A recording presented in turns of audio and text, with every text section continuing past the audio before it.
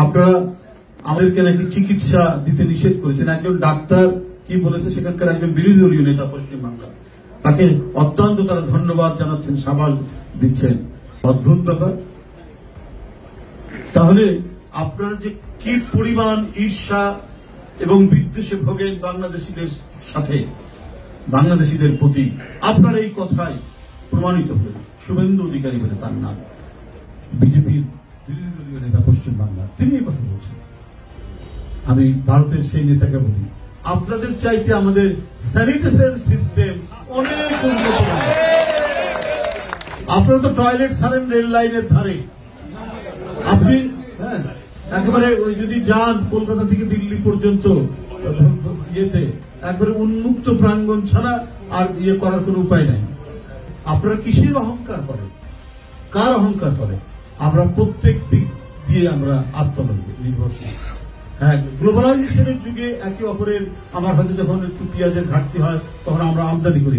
আপনারা যে আমরা যে কিনি, আমদানি করি, আমরা তো টাকা দিয়ে আমদানি করি, আমরা তো বিনা পয়সা দেন না।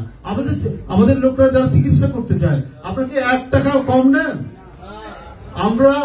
আমাদের লোকরা যারা চিকিৎসা করতে চায় তারা তো ডলার খরচ করে আসে। আমি কারো কাছ থেকে শুনিনি আজ পর্যন্ত যে আপনাদের ডাক্তার বা কোনো হাসপাতাল কোনো কনসিডার করেছে। বরং আপনাদের এই কলকাতা থেকে শুরু করে অন্যান্য জায়গায় হাসপাতাল এবং অন্যান্য যে ক্লিনিকগুলো চলে হচ্ছে বাংলাদেশের মানুষের মানে টাকায়। খবরের কাগজে এসছে যে কলকাতা নিউ মার্কেটের বা অন্যান্য জায়গায় যে শাড়ি, বিশেষ করে মেয়েরা তো শাড়ি কিনতেই যায়, তো এগুলা কেনাকাটা অনেক কমে গেছে।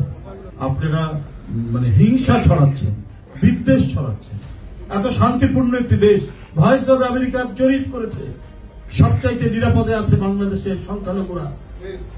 আজকেই আপনি খবরের কাগজে দেখবেন সেটা এসেছে।